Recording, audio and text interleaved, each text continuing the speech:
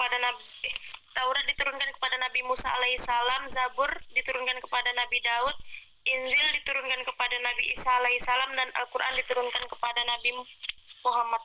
Kitab-kitab yang dimaksud di atas adalah kitab yang berisi peraturan tentang perintah dan larangan ya.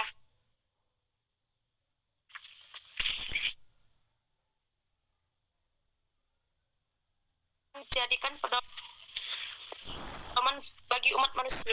Suhuf di atas juga menurunkan wahyu kepada para nabinya, disebut Sallallahu alaihi wasallam berupa lembaran-lembaran yang berpisah. 1.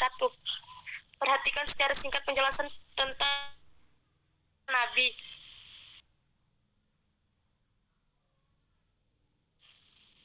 1. Kitab Taurat. Kitab Taurat berasal dari bahasa Ibrani. Kitab Taurat adalah salah satu kitab suci yang diwahyukan Allah kepada Sallallahu alaihi wasallam kepada Nabi Musa alaihissalam. Kitab Taurat menjadi petunjuk dan bimbingan bagi Bani Israel.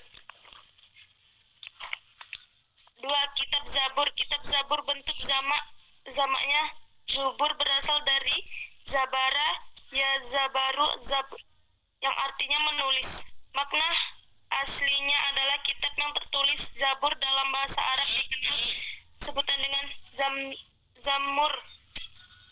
Zamaknya Zamari.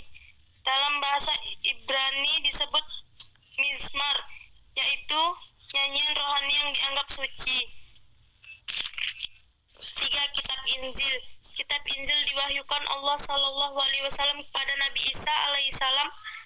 Kitab Injil diturunkan kepada Nabi Isa alaihissalam. Kitab Injil yang diturunkan kepada Nabi Isa alaihissalam memuat keterangan yang benar dan nyata, yaitu perintah agar manusia mengesahkan dan tidak menyekutukannya dengan suatu apapun. 4. Kitab Al-Quran. Al-Quran merupakan kitab suci yang diturunkan Allah Sallallahu alaihi wasallam kepada Muhammad Sallallahu alaihi wasallam melalui malaikat Jibril. Al-Quran diturunkan tidak sekaligus, melainkan secara berangsur-angsur. Al-Quran diturunkan selama kurang lebih 23 tahun atau tepatnya 22 tahun 2 bulan 22 hari. Al-Quran diturunkan atas 30 juz, 114 surat, 6.236 ayat, 37 kalimat, dan wahyu yang terakhir turun adalah Quran surah Al-Maidah ayat 3. B. Intisari Al-Quran. Al-Quran yang diwahyukan kepada Nabi Muhammad SAW menghapus sebagian syarat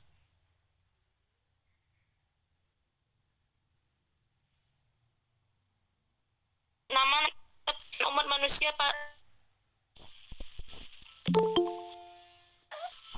nama lain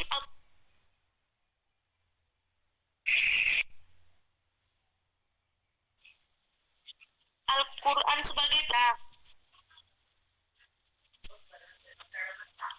Al-Furqan, artinya Al-Quran sebagai pembeda antara yang baik dan buruk.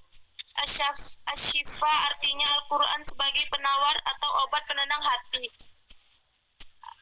Az-Zikri, artinya Al-Quran sebagai peringanan adanya ancaman dan balasan. Alkitab, artinya Al-Quran adalah firman Allah Sallallahu alaihi wasallam yang dibukakan.